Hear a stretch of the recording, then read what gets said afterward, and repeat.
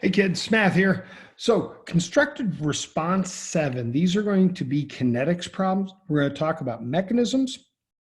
We're going to talk about energy diagrams, and we're going to do a little bit of rate law calculation as well, differential as well as graphical. So first one here is a mechanism question, and I've got 3 definitions up here for you. It asks in A, what's your chain propagating, and in B, what are chain terminating? We didn't use these terms. They're fairly old terms that aren't used very commonly anymore. Chain initiating is called the first step of a mechanism. It starts the chain of reactions occurring. Chain propagating make unstable products, much like these free radicals that are sticking out in 2 and 6. Chain terminating are those that make stable products like 3, 4, and 5. And there's your answer to it, is in A,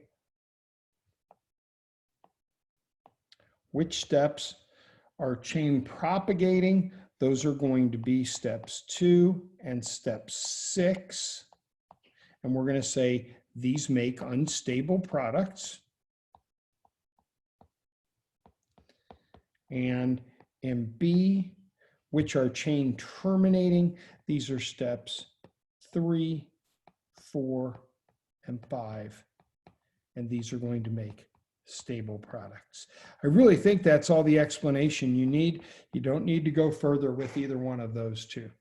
Okay, now in question 2, we want a potential energy diagram. They've already told us the y-axis is in kilojoules per mole. They've told us the potential energy of the reactants is going to be about 50. The activation energy of the forward is going to be 90, which means we're going to reach a peak up here of about 140.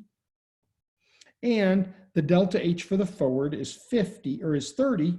So we're going to land up here at about 80. They want those numerical values on the y-axis. Let's make sure we give them what they ask for. And then it says draw the diagram for them. Going up, coming down, pretty close to that 80 line. That's a swell looking curve. And that's all we need for A. Now for B, it says determine delta H for the reverse reaction. And that's right there, delta H reverse, and that's going to be 50 minus 80. These are both in kilojoules per mole, and that's going to be a negative 30 kilojoules. Okay, that sign is going to be important, that the reverse reaction is exothermic. It's giving off that energy. The internal, the first forward reaction is positive. That's going to be endo. All right. C, what's the potential energy in the activated complex? They want to know if you know the activated complex lives up there. Is the activated energy 90? Is that the difference between them? No. The energy of the whole thing is 140 kilojoules. That energy is equal to the starting 50 kilojoules plus the E sub A, which is 90 kilojoules. There's a nice, sweet little explanation for you there. Now for D, what's the activation energy of the reverse reaction? Now in this case, we're going to start at 80 kilojoules, and they just want to know the EA. That's going to be right there. EA reverse, and that's going to be 80 or 140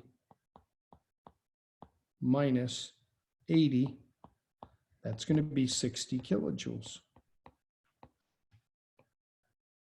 Give me my activation energy of the reverse, starting at 80, going up to 140. Pretty sensible questions. Still nothing too bad. 2 down, 2 to go. Now in 3, they gave us some differential rates data. And differential rates, we're looking for changes concentration, change in rate.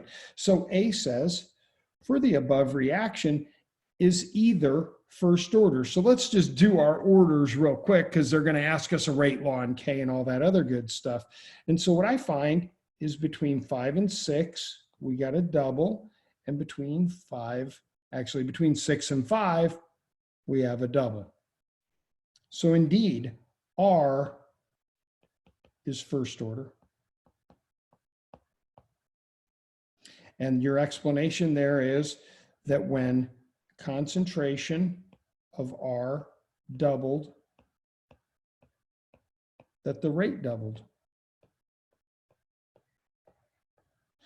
Okay, let's look at Z. For Z, we want to find one, and it's right there between 1 and 2. That's a double, and that's a quad. So for A, we're done. B, write the rate law. Rate law is going to be rate equals K, concentration of R to the first concentration of Z squared. Show your reasoning. I think we've shown that in our table up above. I really think if we show that, we're okay. If not, we could always say that trials 1 and 2, concentration of Z doubled and rate went up by a factor of 4. It quadrupled. Okay, and I think you guys all understand that. C is determine the value of rate. So when we plug that in, pick a line, plug it in, you calculate this out, you should get 2.7 times 10 to the negative 6. That's the easy part. The hard part is now, what are the units? Because the units of R and Z are pressure. Pressure is millimeters of mercury. And so in this case, we divided by those. So we have millimeters of mercury to the negative 2 seconds to the negative 1. Whew, kind of ugly. And then the last one for D, they want to know what's the rate over here for number 7. Take your rate law, plug in your concentrations, calculate it out, find out that your initial rate is going to be 21.6 millimeters of mercury per second. Okay, 3/4 of the way through. That was a nice differential rates problem. Super easy, first order, second order. Oh my gosh, I forgot an E. Which graph describes the reactant R? R was first order. First order is ln versus time.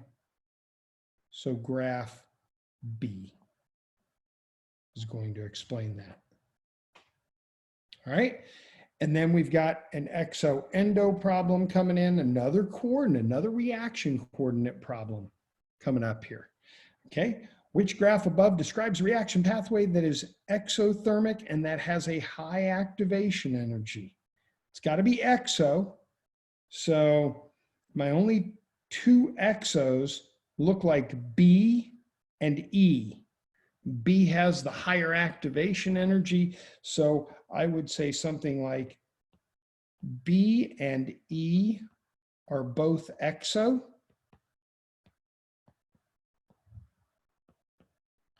B has a higher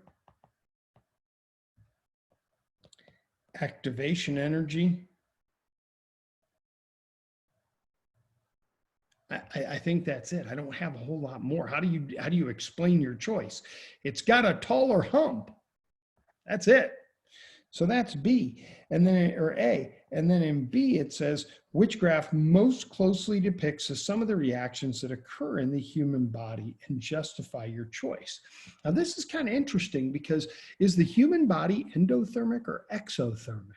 And what we find out is the human body maintains a pretty constant temperature of about 98.6 degrees. So if it's maintaining that temperature, but we're constantly putting food in, then the human body must be endothermic. And the only real endothermic graph we get is A. And that's going to be my justification is that to maintain, to maintain a constant temp